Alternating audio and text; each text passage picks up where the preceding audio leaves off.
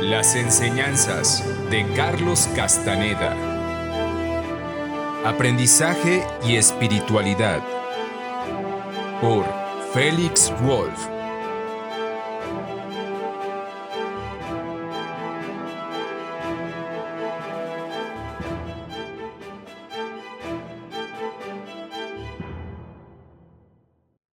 Hoy te presento el capítulo número 8, Cazando el Espíritu.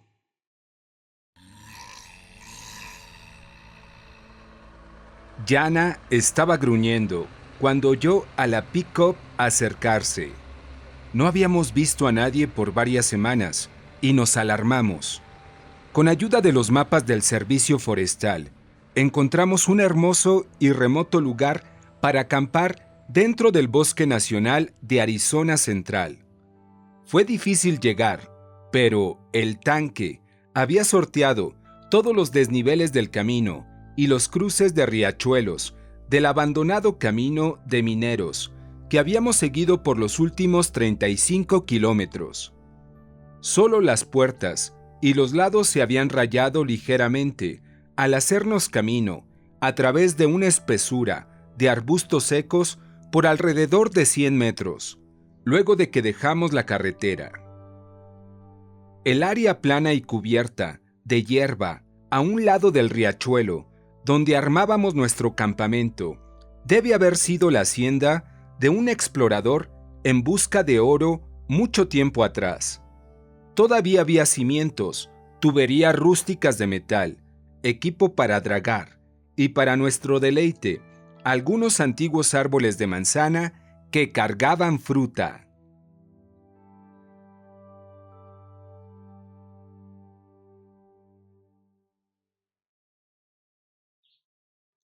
La pick-up se detuvo. Mona y yo nos miramos preocupados. «Esto no me gusta», dije. Jana se levantó y empezó a ladrar. «¡Silencio, Jana!», la corté en seco. Siempre que teníamos uno de estos encuentros remotos, nos sentíamos completamente vulnerables. Todo mundo cargaba armas, excepto nosotros. Y los cohetes. Buena sincronía. Todo mundo cargaba armas, excepto nosotros, y como no éramos residentes, no podíamos hacer mucho al respecto, al menos no legalmente. Parecía haber solo una persona en la pick-up que estaba haciendo respaldo tras los arbustos, apuntando hacia otro pequeño claro del arroyo, 10 metros río abajo de nosotros. Después de un rato, el motor se apagó y pudimos oír un portazo. «Espero que no esté planeando acampar aquí», murmuré. «Probablemente sí», dijo Mona, moviendo la cabeza consternada. «Necesito ver quién es», dije. «Ven, Jana. Vamos a ver quién es». «Trata de actuar amenazante», le recomendé. Siempre feliz de dar un paseo, Jana brincó, tomó un pedazo de rama seca y se adelantó corriendo. «Te dije amenazante, perra tonta». Ella solo podía pensar en encontrar una víctima a la que pudiera convencer de aventarle ramas. Puse mi cara de amigo y saludé al recién llegado. «Hola, ¿cómo estás? Soy Paul. Gusto en conocerte. Este es un gran sitio, ¿no crees?» Jana dejó caer la rama frente a sus pies. «¿Qué tal?», dijo encogiéndose de hombros y mirándome apenas. Parecía estar igualmente molesto de encontrarnos ahí, pero parecía lo suficientemente civilizado como para alejar algunas de mis preocupaciones. Seguí hablando hasta que lentamente ambos nos fuimos relajando. Él también estaba montando su campamento y decidí quedarme ahí por un rato para conocerlo. Mona se nos unió, trayendo una taza de café como muestra de bienvenida para John, justo cuando éste nos decía su nombre. Tenía rasgos nativos americanos, y después supimos que era mitad cherokee, cosa que nos pareció fascinante. John y yo nos hicimos buenos amigos durante las siguientes semanas. Resultó ser una suerte de fugitivo. Nos contó que su esposa lo engañó, lo dejó y que ahora lo estaba demandando por una pensión alimenticia. Por eso él había partido y estaba viviendo en el bosque, alimentándose de la tierra. Recogía y vendía madera para fogatas, y así conseguía dinero para gasolina, y casi toda su comida la obtenía pescando, cazando y juntando plantas. Yo no tenía razones para dudar de su historia. Parecía ser un buen hombre y me enseñó muchísimo conocimiento práctico. En la vecindad inmediata de nuestro campamento, él encontraba berros, dientes de león verdes, cebollas salvajes, hojas de frambuesa y una gran variedad de otras plantas y bayas comestibles. Desenterraba raíces, pelaba y cocinaba pequeños brotes de los arbustos e incluso hacía un tipo de pasta cortando la corteza de los sauces. No había peces en nuestro pequeño riachuelo, así que él cazaba con flecha y arco ardillas para cocinar su carne. Su guiso de ardillas era delicioso, la carne era suave y sabía a pollo. Durante el día normalmente nos dedicábamos a nosotros mismos.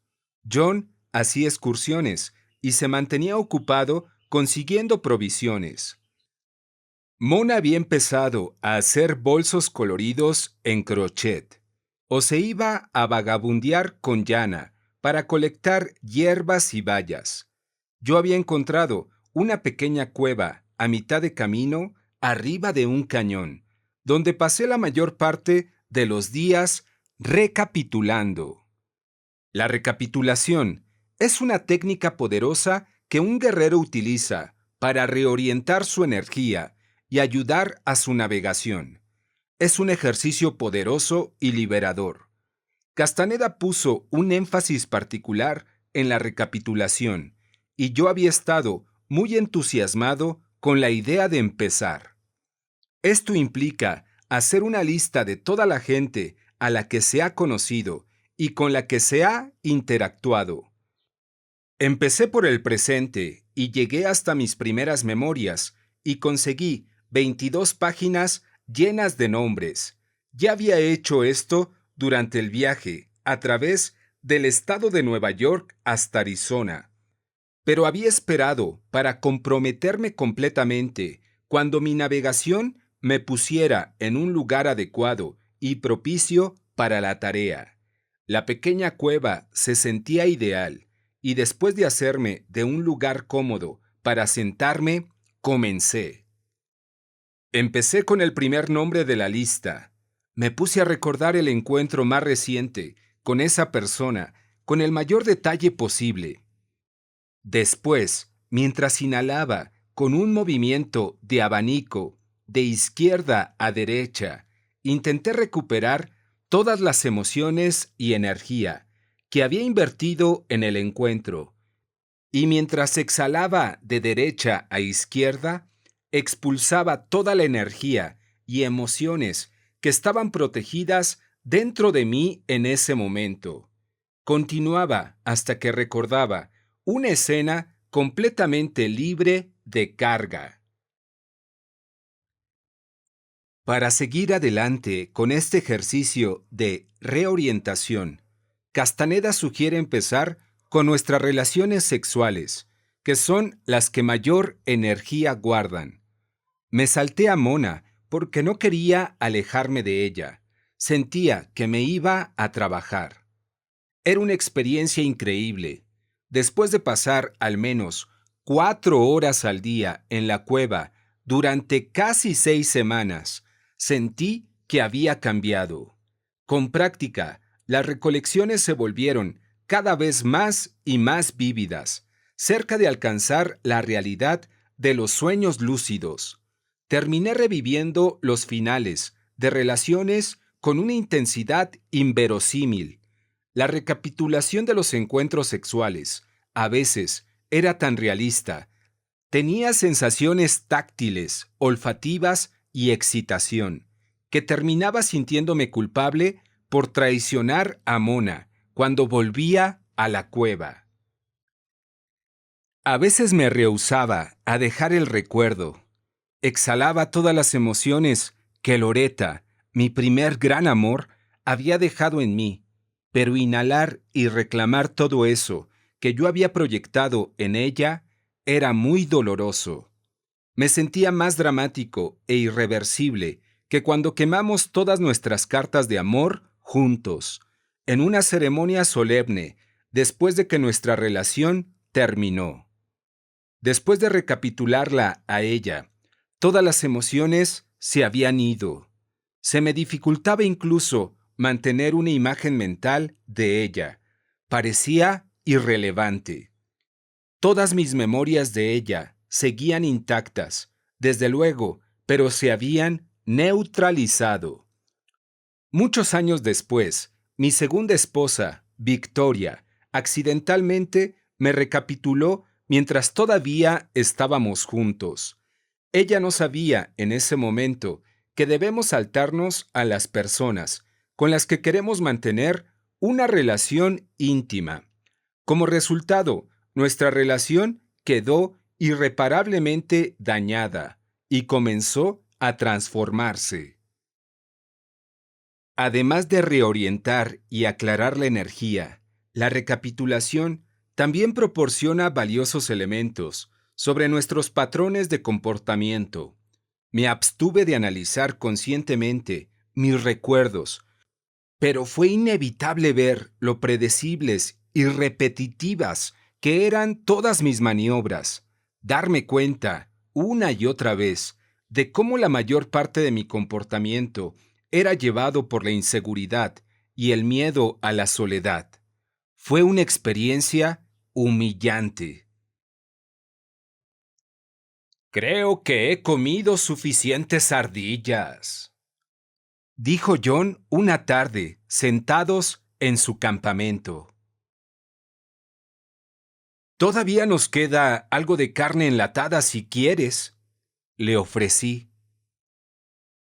No, gracias, sonrió. No hay espíritu en la carne enlatada. He visto muchas huellas de venado río arriba. Mañana en la mañana veré si puedo conseguirnos un venado. Si todos comemos, no se desaprovechará nada. Si quieres, puedes venir conmigo, Paul. Estaba emocionado. Ir a cazar venados con arco y flecha en Arizona con el hijo de un indio cherokee era un sueño hecho realidad para mí. Don Juan había llevado a Carlos en muchos viajes de caza mientras le enseñaba el camino del guerrero, y yo no podía evitar dibujar paralelos y sentirme absolutamente lleno de magia con esta aventura. Había algunos venados en el área. Justo el otro día, un macho enorme había pasado frente a mi cueva. Estos hermosos animales me habían fascinado toda la vida. Crecí en el límite de un enorme bosque y pasé buena parte de mi infancia sentado en casas de árbol observando la vida del bosque. Los venados siempre habían encarnado el espíritu de alerta y presencia para mí. En los bosques de mi infancia, el venado, con su silenciosa intensidad, encarnaba la conciencia de la naturaleza, como no podía hacerlo ningún otro animal. Nos fuimos al amanecer y escalamos silenciosamente uno de los cañones. John examinaba cuidadosamente las huellas y excrementos todo el camino. En cierto punto, Nos sentamos debajo de varios arbustos, a un lado del camino, y esperamos inmóviles, por lo menos 1 hora. No pasó nada, y John decidió terminar la caza por ese día. La mañana siguiente fuimos de nuevo. Seguimos otra pista. ¡Ahí!, susurró John, apuntando a dos que estaban pasando tranquilamente en la pendiente, a unos 250 metros de nosotros. El pequeño tiene el tamaño perfecto, continuó. Veamos si podemos acercarnos lo suficiente. Íbamos en la dirección contraria al viento, pero no había suficiente cubierta y eventualmente nos vieron y escaparon. Fuimos cada mañana por casi 1 semana, pero nunca logramos acercarnos lo suficiente a un venado que John alegaba sería el tamaño perfecto. Era concienzudo y no quería gastar carne o arriesgarse a un disparo que no lo mataría instantáneamente. De todas formas, yo no estaba demasiado ansioso de que John matara a una de estas magníficas criaturas. Me encantaba la experiencia de ir a cazar, acechar pacientemente, la espera sin movimiento y arrastrarme sin sonido sobre el suelo rocoso, avanzando por pulgadas para estar cada vez más cerca de la presa. Se sentía tan primordial, 100% natural y pleno. Mañana voy a traer un rifle, decidió John después de una cena de carne enlatada y frijoles que Mona preparó para nosotros, luego de un día de caza poco provechoso. ¿No te asusta que alguien pueda oír los disparos?, le pregunté, sabiendo que la sesión de caza no duraría otra semana. Bueno, creo que simplemente tendremos que correr el riesgo, murmuró. Salimos nuevamente al amanecer. Escalamos corriente arriba a lo largo del riachuelo. La tierra estaba suave y húmeda, y no hicimos un solo sonido. Habíamos caminado al menos 1 kilómetro cuando dimos vuelta en curva y miramos justo frente a nosotros un pequeño venado hembra. Se quedó parada ahí en la pista, sin moverse, tal vez a unos 30 metros de nosotros. John saludó con la cabeza, cargó su rifle, apuntó y le disparó justo en medio de los ojos. Se estremeció casi imperceptiblemente y cayó directo al suelo. John corrió al animal y con unos pocos movimientos la degolló, le abrió la cavidad del pecho y le quitó el corazón. Sosteniendo el corazón en su mano izquierda, cortó una punta y me la ofreció con su cuchillo. Solemnemente dijo: «¡Come!». Sus ojos brillaban de orgullo y autoridad. No sentí que tuviera otra opción, así que tomé el pedazo de corazón de su cuchillo y me lo comí crudo y caliente, literalmente segundos después que dejara de latir. John cortó otro pedazo para él, lo puso en su boca y lo masticó lentamente con los ojos cerrados. Esta es la forma en la que le hacemos honor al venado y tomamos su espíritu, explicó. Ha sucedido tan rápido. Después procedió a limpiar al animal. Enterramos sus entrañas unos pocos metros adelante, detrás de algunos arbustos. Ahora John se movía rápido, parecía consternado por el ruido del disparo. Cargamos el cuerpo a un lugar donde el riachuelo era lo suficientemente profundo para poder limpiarlo. Cuando terminamos, lo llevamos a una sombra bajo una cornisa rocosa y lo escondimos bajo un arbusto cubierto de ramas. Volveremos al atardecer para llevárnoslo cuando esté oscuro, dijo John, ahora ligeramente nervioso. Yo no lo sabía en ese entonces, pero la caza furtiva estaba considerada como un delito grave. De todas formas, no podía culparlo por no querer arriesgarse, particularmente en su situación. Limpiamos lo mejor que pudimos y comenzamos nuestro camino de vuelta al campamento. Unos 200 metros abajo, de donde dejamos el rastro, nos topamos con un grupo de 3 hombres que buscaban huellas de venado, preparándose para una sesión de caza. Esta era una increíblemente desafortunada coincidencia. No habíamos visto a nadie durante semanas. Habían conocido a Mona en el campamento y habían sido amigables. Intercambiamos algunas palabras con ellos y seguimos camino.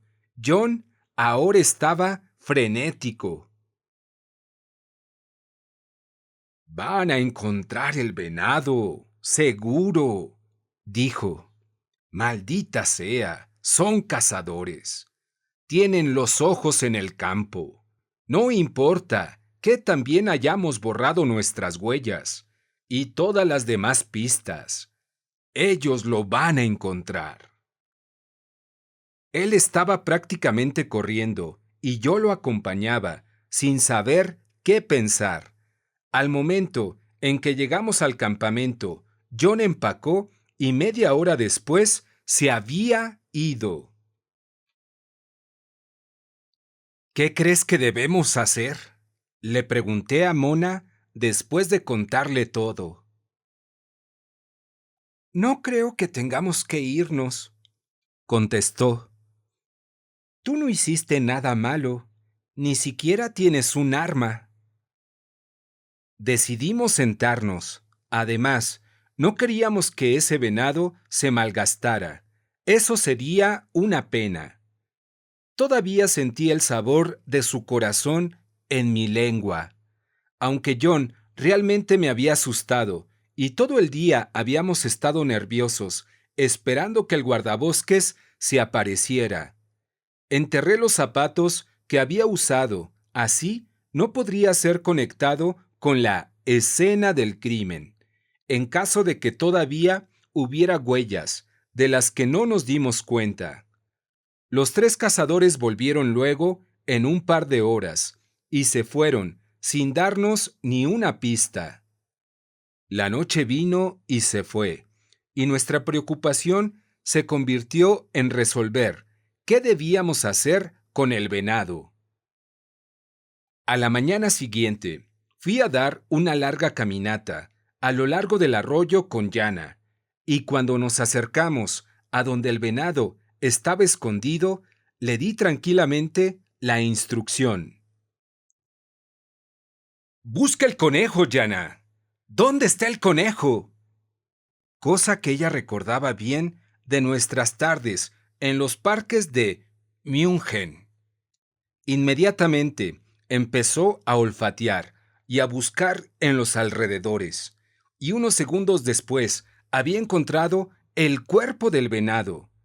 Pretendí ruidosamente estar alarmado por su encuentro, en caso de que un guardabosques estuviera cuidando el área, pero nada pasó. Después de haber establecido mi encuentro accidental con el cuerpo del venado, regresé más tarde con un cuchillo y bolsas para desollar y cortar al venado. En los días siguientes, freímos, cocinamos, enlatamos, ahumamos y secamos toda la carne que pudimos. Y huelga decir que por un largo tiempo no tuvimos ganas de venado. Mientras tanto, las noches se habían puesto algo frías, y unas 2 semanas después, cuando había terminado la recapitulación de mis relaciones sexuales, nos sentimos listos para ir a México. Había probado el espíritu y estaba hambriento por más.